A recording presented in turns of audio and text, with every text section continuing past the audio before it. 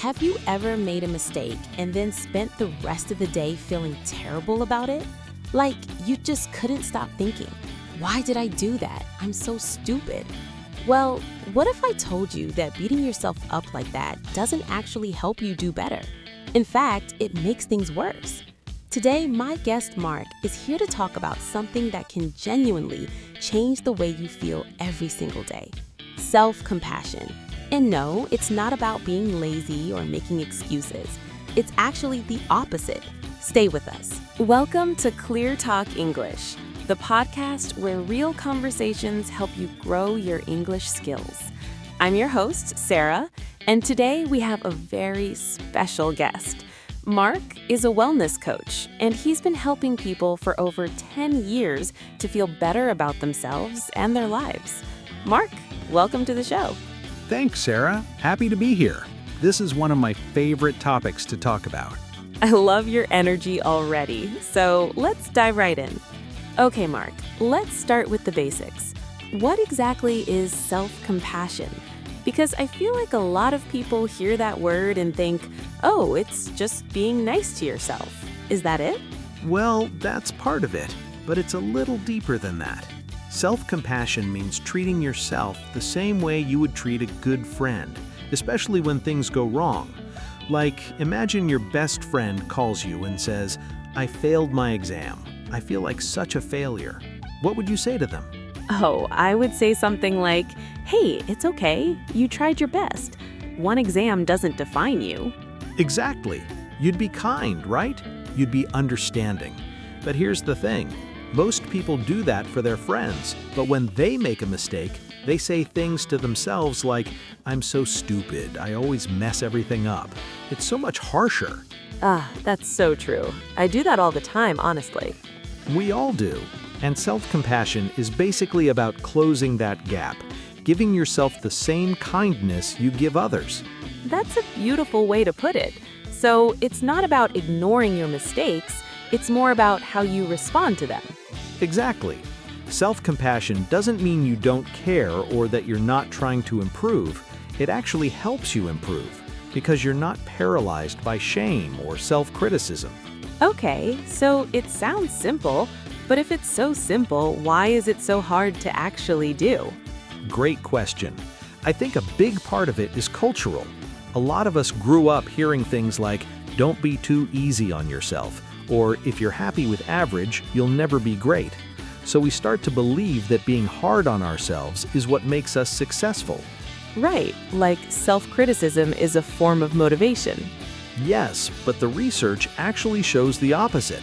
Studies, especially the work of Dr. Kristin Neff, who is one of the leading researchers on this topic, show that people who practice self-compassion are actually more motivated, not less.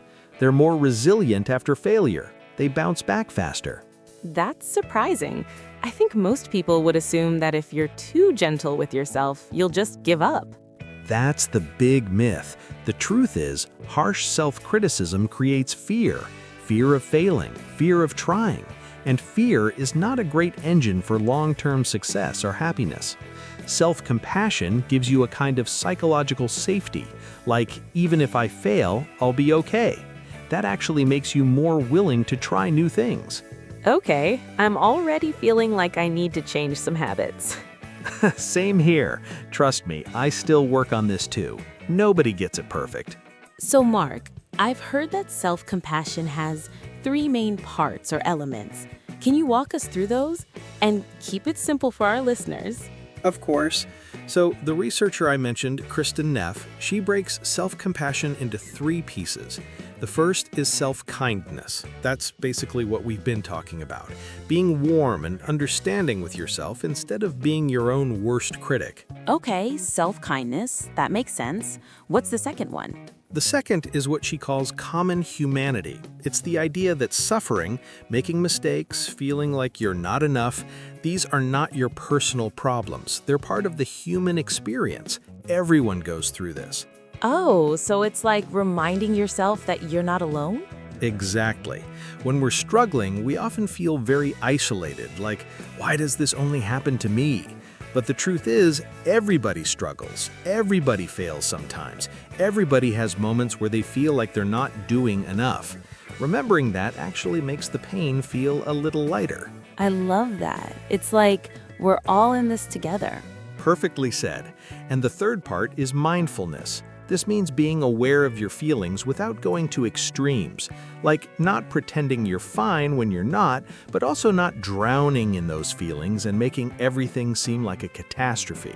So it's like finding the middle ground, acknowledging the pain without making it bigger than it is. Exactly. And that balance is really important because if you ignore your feelings, nothing changes. But if you over-dramatize them, you get stuck. Okay, so now the big question. How do you actually practice this? Like, what does it look like in daily life? So one thing that really works is what I call the friend letter exercise. When you're going through something difficult, a bad day, a mistake, or rejection, you write a short letter to yourself as if you were writing to your best friend. You describe the situation, you show understanding, you remind yourself that this happens to everyone, and you don't give advice, you just offer compassion. Oh, I've actually heard of that before, and it sounds so simple, but I imagine it hits differently when you actually do it. It's surprisingly powerful. People sometimes cry when they do it for the first time because they realize how much kindness they give to others and how little they give to themselves. That's really moving.